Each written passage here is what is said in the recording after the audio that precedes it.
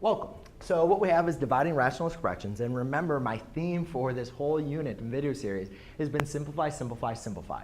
I don't like dealing with negative exponents, and you don't have to simplify this. You can still follow the process of dividing and go through everything with negative, but I just don't like doing it, and I see that a lot of students, including myself, will make mistakes when dealing with their negative numbers, so I always like to simplify that. So in this case, let's go ahead and simplify this before we get to dividing.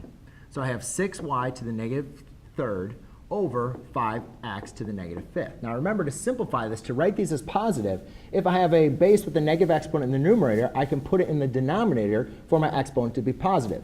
If I have a base with a negative exponent in the denominator, if I rewrite it in the numerator, it will be positive. So I'll write 6x to the fifth over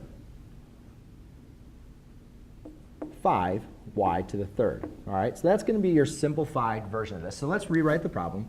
3x cubed over 5y squared divided by 6x to the fifth over 5y cubed. Okay, so now I have a problem that's relatively, at least not with negative exponents. I don't like that. Now remember, when we're dividing, the way that we thought about it, just to kind of make it a little bit simpler in the way that we showed why you multiply by the reciprocal, is rather than just dividing, we can say that we can also, the same process, the same operation as dividing, is multiplying by its reciprocal.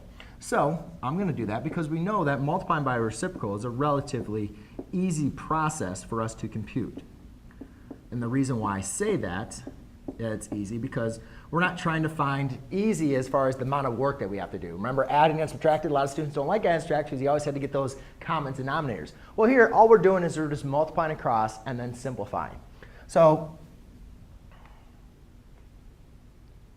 here, what I'm going to do is just multiply across. So I have 3 times 6, which is going to be 18. And then x cubed times x to the fifth is going to be x to the 3 plus 5. Remember, when we're multiplying, we add the exponents. Now, let me just make sure. Okay.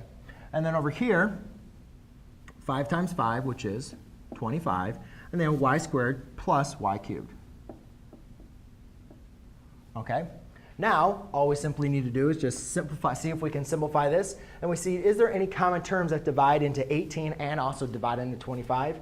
And I do not see anything that we can simplify this, so we're just going to leave that as a fraction of 18 over 25.